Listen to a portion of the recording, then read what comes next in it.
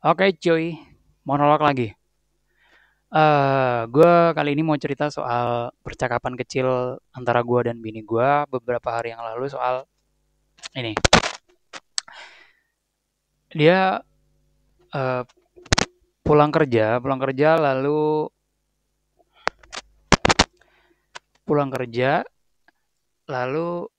eh, ber- bercerita lah ke gue, curhat lah ke gue. Tadi begini-begini gitu. Dan setelah gue pikir-pikir, ketika dia bercerita itu gue berpikir bahwa selama ini gue ngerasa dia lebih banyak cerita hal-hal buruk dari apa yang dia kerjakan, dia lakukannya, ketimbang hal baiknya gitu. Lebih banyak cerita tentang keluhannya lah ya, daripada hal-hal positifnya gitu, hal-hal menyenangkannya.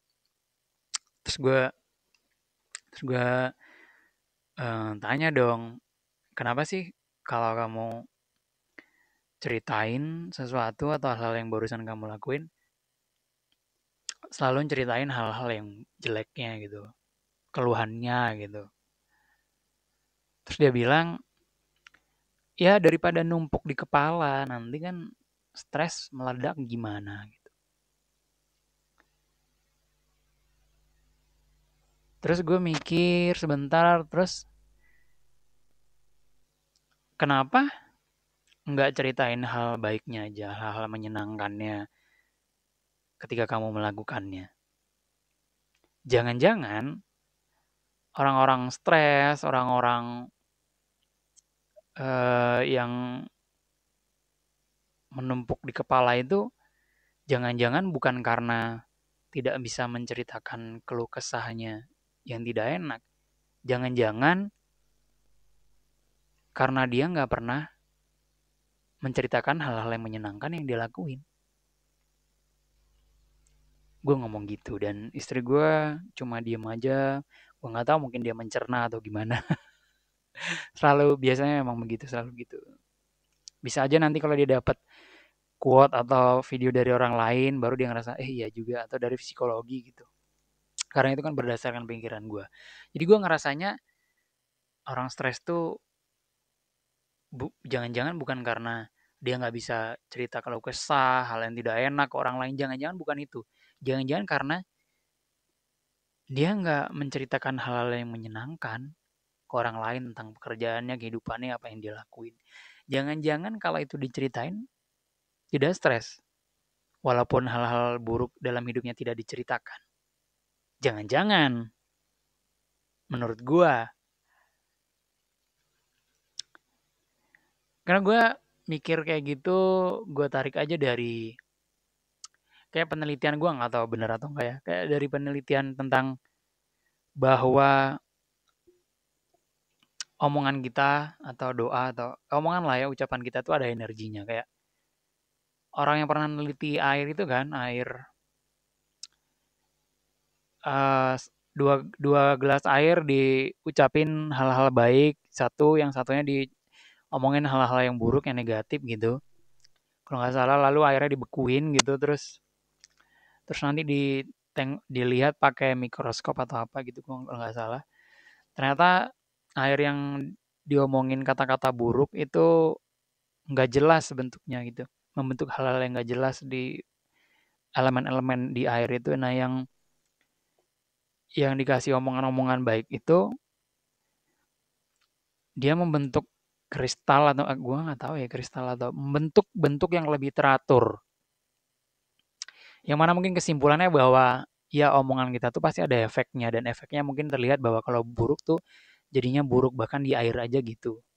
Nah, gongnya adalah, bukankah berapa persen ya? 90, 70, gua nggak tahu. Badan kita didominasi oleh air. Itu tuh pegangannya gua. Jadi gua ngerasa kalau dominan tubuh kita adalah air, bahkan lebih 50%, bahkan 70% mungkin ya. Bukankah alangkah lebih baiknya kalau hal-hal yang keluar dari mulut kita itu hal-hal baik. Bahkan kalau itu harus ada di pikiran kita, Kenapa nggak lo mikirin hal-hal baik aja? Karena itu akan menimbulkan hal-hal baik untuk tubuh lo. Karena tubuh lo dominan air. Nah, kalau tubuh lo baik, gue berpegang lagi di dalam tubuh yang sehat, terdapat jiwa yang sehat. Di dalam tubuh yang kuat terdapat jiwa yang sehat. Gue ngerasanya gitu.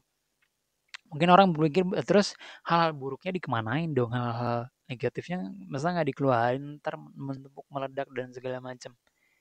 Gue nggak tahu ya. Mungkin memang itu akan tetap ada gitu. Tapi mungkin yang lebih kita jadi kita spotlight itu bukan hal itunya. Tapi kita ambil hal-hal baiknya, lalu itu yang kita fokusin, lalu itu yang kita ceritain, itu yang akan membagi ke orang-orang, ke diri kita dan itu bisa berdampak positif untuk kita menurut gua.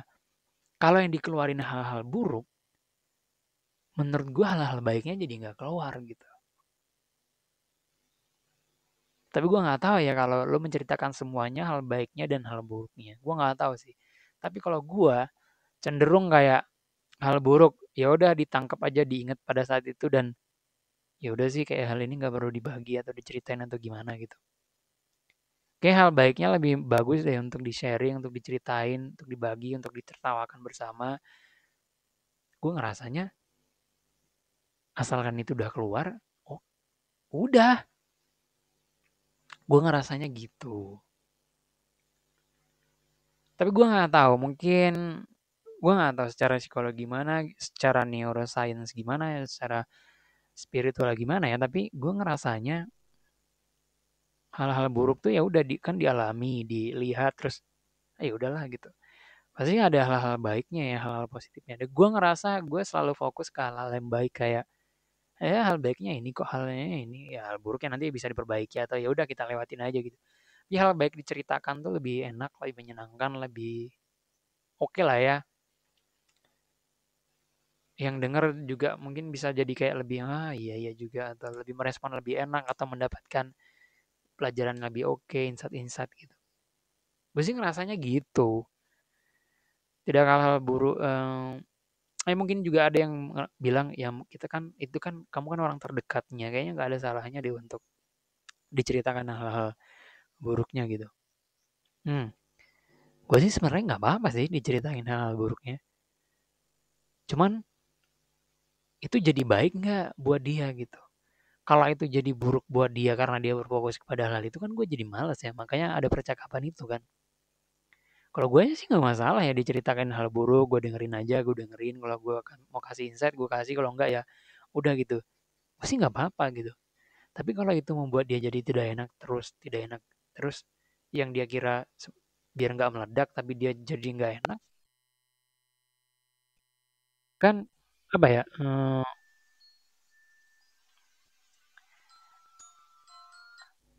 Alarm jam 11.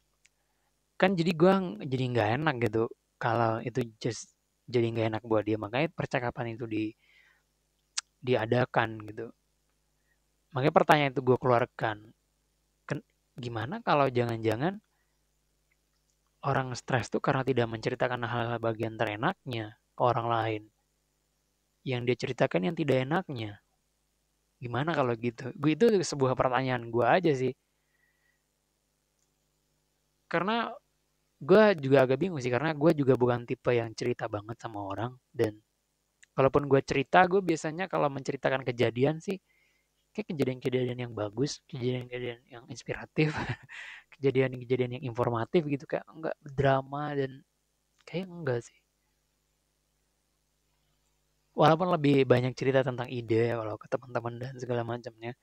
Tapi kalau menceritakan kejadian sih kayak cerita-cerita yang normal, cerita-cerita yang menurut gue ini bagus untuk diceritakan. Ini kayaknya agak memotivasi nih, kayaknya ini menginspirasi nih. Ketimbang anjing lah gue tadi segala kayaknya jarang deh. Dan gue ngerasa justru hal-hal kayak gitu yang membuat gue semakin oke dan tempat gue bercerita jadi semakin oke juga. Gue nggak tahu itu pandangan pribadi gue, mungkin teman-teman yang masih terus selalu menceritakan hal buruk ke temennya, ke mana-mana gitu untuk ngerasa menjadi lebih baik. Mungkin lo bisa kasih pendapat gue kenapa begitu dan gimana juga menurut lo soal pandangan gue bahwa kayaknya mendingan menceritakan hal-hal yang baik aja.